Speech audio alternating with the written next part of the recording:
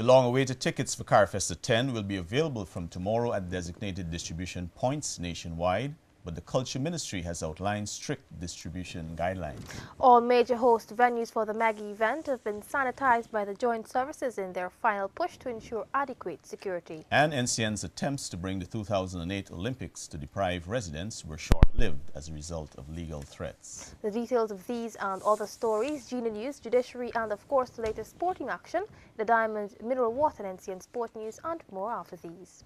Good evening, I am Janelle Prasad. And I'm Paul Moore. With this edition of the 6 o'clock news for today, Tuesday, August 19, 2008. Paul. Thanks, Janelle. The long-awaited tickets for CarFesta 10 will be available from tomorrow at designated distribution points nationwide. The CarFesta Secretariat has issued a detailed policy stipulating the conditions for acquiring tickets. Shardalal has more in this report. Tickets for CarFesta events were to be issued on Monday. However, CEO of the CarFesta Secretariat, Nigel Darmlal, says this was rescheduled since the Secretariat saw it necessary to ensure its distribution system is foolproof. He notes that over 300,000 tickets have been received and feels positive that this is an ample amount for all who wish to attend the events. Starting tomorrow, the tickets will be distributed by CarFesta volunteers and security personnel from 10 hours to 18 hours at specified venues. In Georgetown, this will be done at the National Cultural Center, Theatre Guild, Cliff Anderson Sports Hall, Sophia Exhibition Complex, and the CarFesta Secretariat. Darmlal notes that tickets have also been sent to participating regions so that persons can be able to come to Georgetown and witness the main events. Tickets for the community events can also be uplifted at RDC offices. They are venue specific and free of cost, however certain conditions apply. According to Darmlal, tickets for the opening and closing ceremonies have been limited to one per person to ensure that all persons are given a fair opportunity to attend. While many persons disagree with this mechanism, the CEO says the system will remain enforced. Tickets are not required for children under 12 years old, except in the performing arts, where the issue of seating capacity exists. For other events, persons are entitled up to 4 tickets each for a maximum of 5 activities. Events such as the Symposia, Film Festival, Youth Village, Book Fair, and workshops do not require tickets. The CarFesta Secretariat has made it clear that anyone found guilty selling or bartering tickets in any form will be prosecuted by the law. Reporting for the 6 o'clock news, I'm Shardalal. The Police Traffic Department has drafted a comprehensive traffic management plan which will see a number of roads being closed during the 10 days of activities. Traffic Chief Neil Semple has explained the arrangement in detail when the force unveiled its security plans for the event. Edward Lane tells us more. For the duration of CarFesta 10, several roads will be closed, some made one-ways, while some will be dedicated to VIPs and other persons attending events. Now here at the east bank, on the east bank of Demerara, between Nandi Park and the Macop area, the road will be divided into 2 sections. Now, on the eastern half, that will be dedicated to persons attending the opening ceremony on Friday.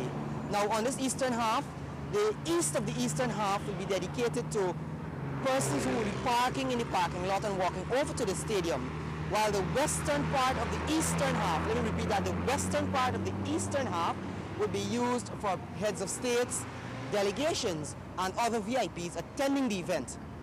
Now, if you're to move across to the western half of the road now, that's the other section, this will be made into a 2-way, and that will be for persons going about their normal business. Against that background, no parking was going to be permitted from Nandi Park right on to the southernmost exit of the stadium. No, going to be a no parking area. This is by virtue being made a 2-way, so we can be able to facilitate the traffic moving freely along both sides.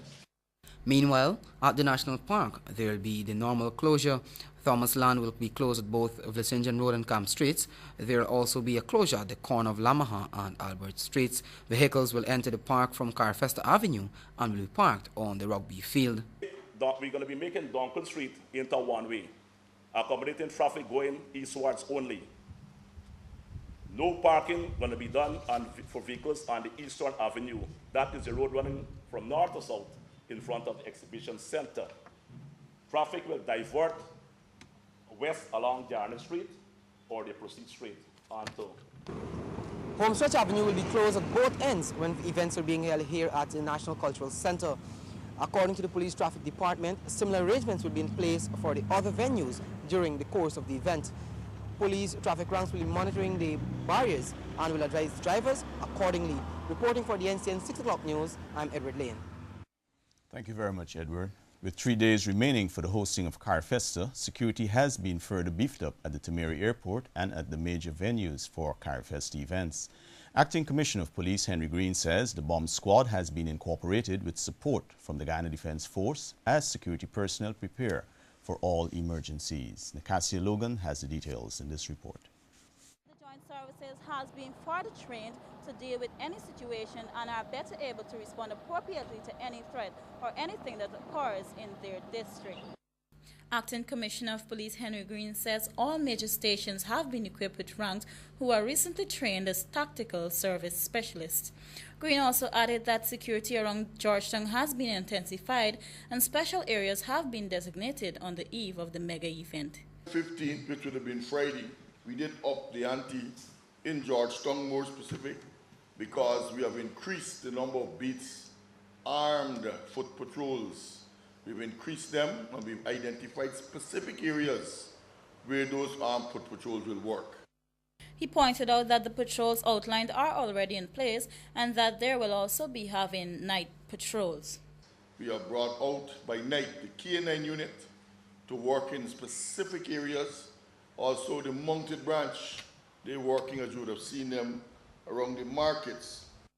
Meanwhile, the Commissioner added that some services provided by the Guyana Police Force have been temporarily suspended since the force has committed all ranks to CARFESTA security. To facilitate this, we have closed off our training.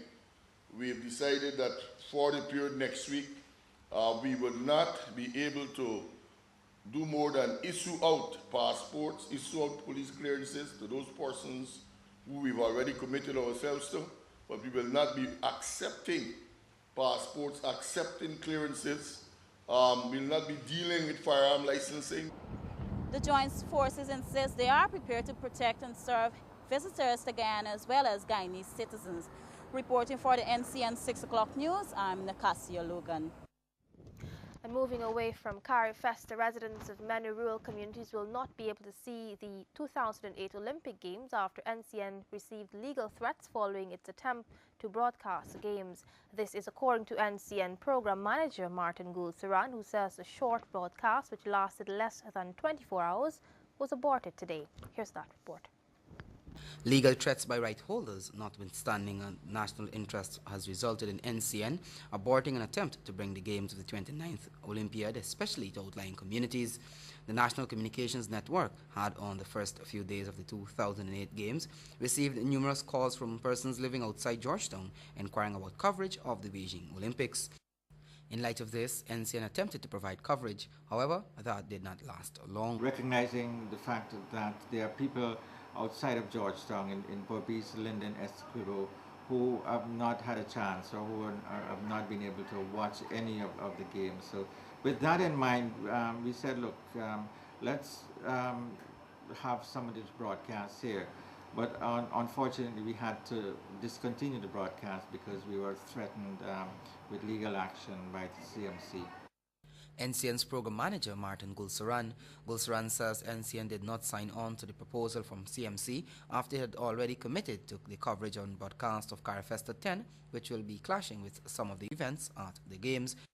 Meanwhile, WRHM Channel 7 has signed on to the agreement to air the Games, but is incapable of a transmission reach that nearly matches that of NCN. Channel 7 management had said that they contacted a number of local television stations to assist with relay broadcast of the Games, but did not receive favorable responses. Contact was made today with the Little Rock Television in New Amsterdam, Berbice, and it was confirmed that contact was made with them. However, the television station is not airing the Games. In the meantime, the RCA Television Channel 8 at Charity on the Essequibo Coast was also contacted, and they said they did not take up the offer from WRHM, but are still airing the Games with a direct feed from NBC. Many residents, including those at Linden, have lamented their inability to view the Games. NCN manages 2 stations in the mining town, but was never contacted on sheer coverage. Edward Lane, the 6 o'clock news.